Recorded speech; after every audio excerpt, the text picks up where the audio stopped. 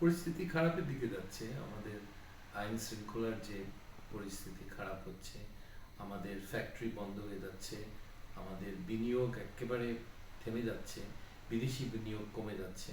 এগুলি সব মানে দুর্ভাগ্যবশত এই সরকারের অধীনেই হচ্ছে। তারা এগুলো ঠেকাতে পারছে না, চেষ্টা করছে হয়তো, কিন্তু পারছে না। মানে সংকটটা আসলে কোথায়? এটা বিদেশি কোনো চাপ বা না, বাধা? বিদেশি কোনো চাপ না। কোনোদিন বিদেশির উপরে কখনো দোষ দিবেন না।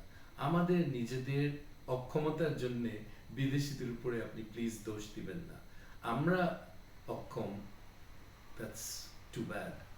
এটা আপনি যে শাসন ব্যবস্থাটা আপনি সহ্য করছেন, সেটা দুর্ভাগ্যবশত খুব নিম্নমানের।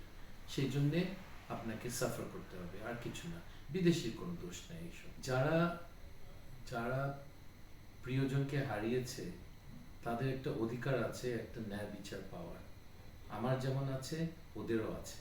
এবং এই ন্যায় বিচারকে আপনি এটা ব্লক করবেন, এটা তো ঠিক না। এটা তো বেআইনি এবং আমাদের দেশের বেসিক অধিকারের বিরুদ্ধে।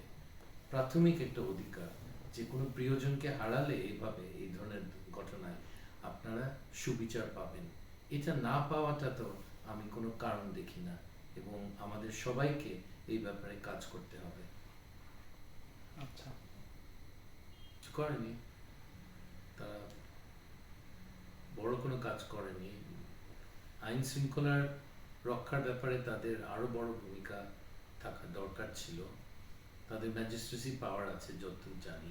পুলিশ তো অনেকটা নিষ্ক্রিয় হয়ে গেছে, যেটা যে কোনো রাষ্ট্রের জন্য একটা খুব মারাত্মক একটা ঘটনা।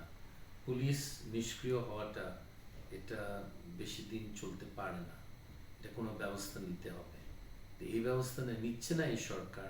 আমি জানি না কেন, আমি কারণ জানি না। ঠিক আছে, উনি ওটা বলছেন, কিন্তু আইনের শাসন ফেরত আনতে যারা দোষী তাদেরকে শাস্তি দিতে হবে। এটা কোনো, এই ব্যাপারে আমি মনে করি না যে আমরা কোনো কেউ কম্প্রোমাইজ করতে চাইবে। দেশের মানুষ সন্তুষ্ট হবে না যদি এরকম সীমিত আকারে আইনের শাসন ফেরত আসে। এটা হয় না। সবার জন্য একটা আইনের শাসন ফেরত আনতে হবে, এবং প্রত্যেক মানুষের অধিকারকে খর্ব করা যাবে না। এই জিনিসটাই বড় কথা। সো উনি এটা বলেছেন, কিন্তু পুলিশের এটা সমস্যাটা সমাধান করার অনেক উপায় আছে। ওরা নিচ্ছে না কেন আমি জানি না। আপনার পরামর্শ কি? আমি পরামর্শ দিব না, এটা আমার দেওয়ার আমার জায়গা না।